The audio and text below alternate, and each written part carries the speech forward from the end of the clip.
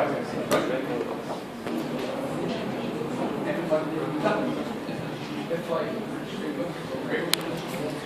morning, everyone. My name is Mohammed Ed. This is Abdurrahman Quraim.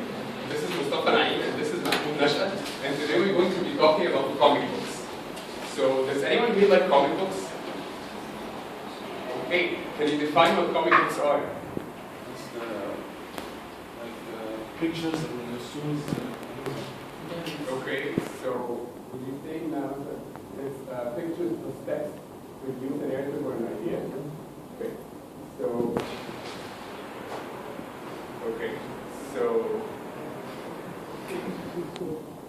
images plus text to produce a narrative or an idea. Today we're going to be talking about comic books in general. So comic books history. Comics first came out in the early 20th century in America, but then they branched out to the comic books as a separate industry. And today we're talking about DC and Marvel in general because they both make up about 80% of the comic book market in America. So DC Universe. DC was made by Malcolm Wheeler Nicholson in 1954. It was known as National Allied Publications. They introduced several superheroes such as Superman, Batman, Supergirl, Wonder Woman, and the Green Lantern. They also introduced several villains such as Darkseid, Lex Luthor, Two-Face, the Joker, Black Manta, and Black Adam. They also introduced several origins to superheroes, such as exposure to dangerous substances and materials, the use of magic, using special equipment, and aliens, just having aliens with different features. And now we're going to be talking about the sci-fi concepts which were used in comic books, such as multiverse, time travel, aliens, and of course, hidden races. And now my friend Mahmoud Nashat will talk about Marvel. Marvel Worldwide Inc., also known as Marvel Comics and previously known as Marvel Publications Inc., is an American company which publishes comic books. It is now owned by Walt Disney Company, and its origin started, or its modern incarnation dates back to 1961 when the company first released the Fantastic Four comic book series and many other popular titles written by Stan Lee, Jack Kirby, and Steve Ditko. There are many superheroes that they have created, such as the Spider-Man, X-Men, Fantastic Four, Iron Man, the Hulk, Thor, Captain America, and the Daredevil. There are also other many supervillains, such as the Green Goblin, Magneto, Dr. Doom, Galactus, as well as the Red Skull. All these characters operate in a single universe known as the Marvel Universe. It's basically a fictional place where all the comic book stories that Marvel write take place, and they mirror real-life places such as New York City, Los Angeles, and Chicago. It's a universe that exists within a multi-universe system with thousands of parallel universes, which are also created by Marvel. However, the word Marvel Universe refers to the mainstream Marvel continuity known as the Earth 616, where most of the action occurs. The word continuity basically means a time scheme or a timeline where there's a consistency in the characters, the places, the plots, and the objects that the viewer sees over a certain period of time. And now, Ahmed will talk to you about the Justice League. Hi, I'm here to talk about the main team in the DC Universe called Justice League. The Justice League has many superheroes, but the main six are Superman, Batman, Wonder Woman, Green Lantern, and Flash.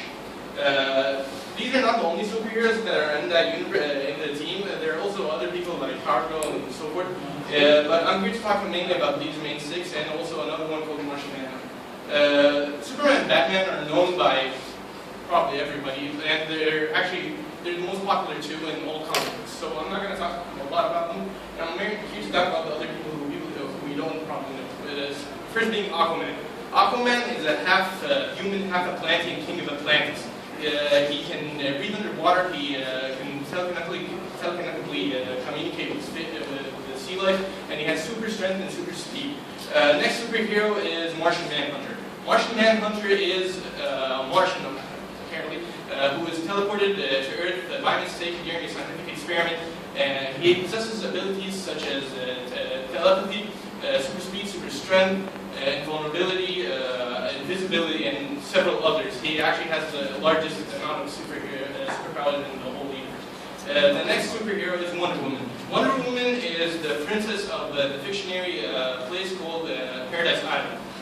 She is one of the most experienced hand-to-hand combatants in the DC universe, and she has a lot of powers such as super speed, super strength, super reflexes, and she uses a wide variety of equipment, such magical equipment, such as the Lasso of Truth and indestructible bracelets. Our next superhero is the Green Lantern, or the Green Lantern Corps. They are members of an intergalactic peacekeeping organization founded by what are called the Guardians of the Universe. The Guardians of the Universe were actually made power rings that enable the bearer to construct anything he can imagine by his sheer will. So actually he can do anything he wants if he wills it enough. Our next superhero is Flash. Everybody knows Flash for being really fast, but his super speed enables him to do a wide variety of abilities which people probably don't know. One of them is time travel. The other, he can control every molecule of his body, and he can vibrate them to a level he can pass through solid objects, he can become invisible, he can become invulnerable, he can become intangible. He has a very wide variety of abilities, and he's even one of the most powerful people in the DC universe. Next, my friend Mustafa Naeem will talk to you about the Marvel Universe's adventures. Thank you. After the huge success of the Justice League of America of DC, Marvel decided to create its own group called the Avengers. As we all know from the movie, the Avengers contain Iron Man, the Hulk, Thor, and many other heroes. But the truth is that they contain many other superheroes, such as the Wasp, Ant-Man. They also feature Spider-Man, Fantastic Four, and the X-Men for many issues. Here we are going to talk about the main characters and their own abilities. First is Iron Man, and he is just a genius building airplane with an fish, that's what you need to know. Second, there is Wasp. Her name is Janet Van Dyne. Her ability is that she can manipulate the pin particles implanted in her body, which enable her to change her size from a few centimeters to a few hundred feet tall, which give her the ability to increase her strength proportionally with her size. Also, at very minute sizes, she can grow wings that enables her to fly really fast. The second superhero is the Hulk. Actually, the Hulk was subjected to a tremendous amount of gamma radiations, which enabled him to transform into this green rage monster.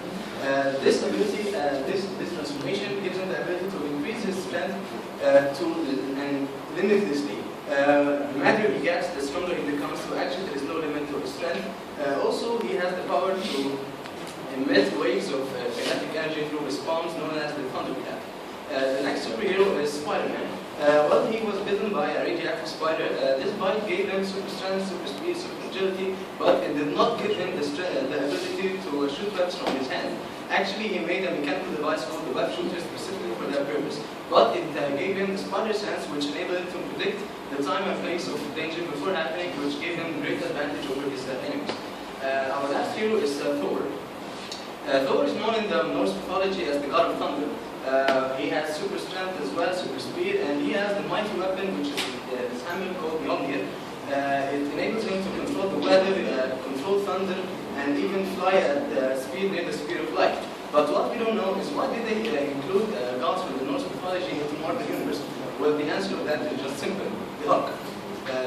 After giving God to the Marvel Universe, there was just no match for him. They could not stop him by any means, so they had to create a character that was able to stop him. So they thought, who would stop the man other than God himself? That's why they included some gods from the Norse mythology into Marvel Universe. And now the conclusion was given well. So as we've seen that comic books are kind of complicated and not exactly children material. They're actually made for adult people who are teens and young adults, and even older people than that. They introduce a lot of new ideas into the science fiction genre. They actually contribute very much to the science fiction genre itself, and they are made for mature audience. They're great works of literature in themselves. They hold great storylines, and they're a great source of entertainment. And now for the question segment of our presentation. So, does anybody have any questions?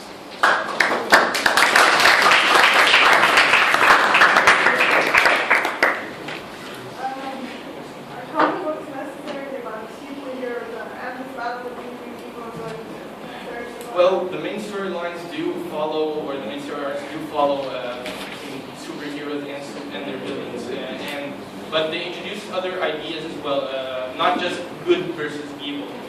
Also, how good can be done, what standards is good, and other deep ideas. But yes, it does hold evil against good in general. That's basically the story arc of any kind of storyline in the world.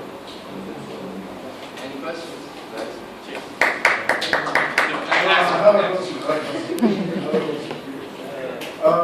So you're saying now that Thor is much way stronger than Hulk? Yes. That's what they created. Actually, no. Thor is not stronger than Hulk, but he does have the ability to defeat Hulk. Okay, I need a reference for that, please. You need a reference for that? Watch the movie. Yeah, I was moving. But I want a reference for my friend, because I think that Thor is stronger than Hulk. You think that? We have a debate. He thinks that Thor is way stronger. superhero. No, he's not stronger than Hulk. Nobody is stronger than Hulk, but he has the ability to defeat Hulk. هو في كذا يونيفرس لكل كوميك Actually, yes.